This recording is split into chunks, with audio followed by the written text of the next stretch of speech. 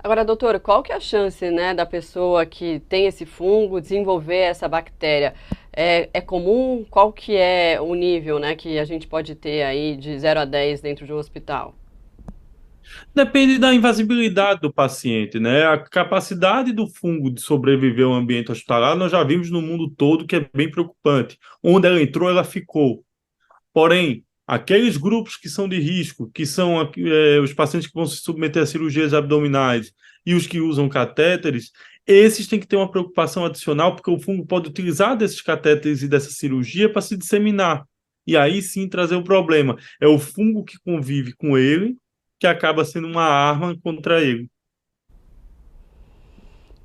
Entendi. É que eu fiquei com uma dúvida, doutora. Então, a doença, né, na verdade, a Cândida é um fungo que já está ali no nosso organismo e que, quando você é submetido a uma cirurgia, por exemplo, ela pode se desenvolver e ter, e formar e ter uma infecção, né? Então, isso é muito de pessoa para pessoa e a chance disso acontecer também não é tão alta, né? E, então, a doença, ela é contagiosa a partir desse momento, né? O grande problema é o seguinte: nós tivemos 55 casos aqui em Pernambuco, contando o ano passado e esse ano. A grande maioria desses casos foi colonização, ou seja, você tinha a presença do fungo dentro do organismo, mas não estava gerando doença para a pessoa.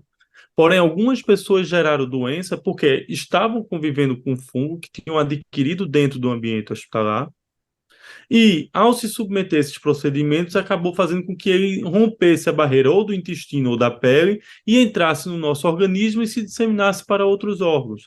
Nesses casos, sim, é um fator de preocupação, mas a transmissão ela ocorre a qualquer momento, seja na colonização, seja na infecção, ou seja dentro de um ambiente em que o fungo já conviva. Então, se o fungo está dentro do ambiente hospitalar, o simples fato de você chegar e utilizar aquele mesmo leito já é o suficiente para ter a transmissibilidade do fungo para o paciente. E o superfungo, né, já aparece na literatura médica há uns 10 anos ou mais, sendo o primeiro relato no Japão. Por que que só agora teve esse boom aqui no Brasil? Olha, desde 2009 ele vem sendo bastante monitorizado no mundo, né? E vem entrando aos poucos em outros continentes. A América foi bem mais recente, foi nos últimos 4 anos, mas ele vem conquistando a Ásia e a Europa já há um certo tempo. Os Estados Unidos têm tido aceleração dos casos. E é preocupante porque aparentemente o Brasil teve um clado considerado diferente do restante da América do Sul. Existem 4 tipos de Candida auris.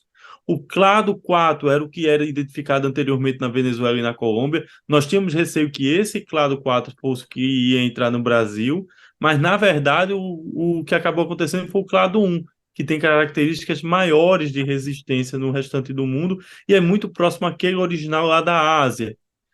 Essa identificação é importante para entender essa proliferação do fungo, para entender também como ele vai agir agora em ambiente brasileiro e qual vai ser a nossa realidade para os próximos anos. E qual que é o protocolo, né, para lidar com a doença?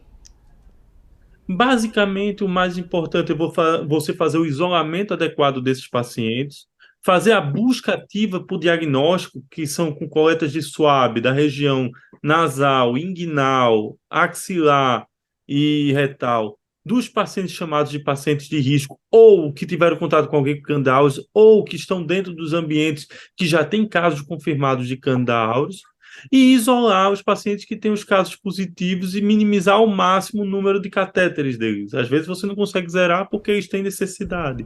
Mas o grande problema de Candida auris é você, dentro de um ambiente de emergência, dentro do Sistema Único de Saúde, que nós sabemos que naturalmente tem uma quantidade muito grande de super população e veja que a Candida auris vem surgindo nas grandes emergências cirúrgicas, né?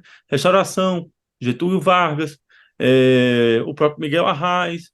A única grande emergência aqui do estado de Pernambuco, do SUS, que ainda não positivou para Candida auris é o Hospital Otávio de Freitas, que já vem fazendo a busca ativa desses casos na tentativa de saber se também tem esse clado presente nessa unidade hospitalar.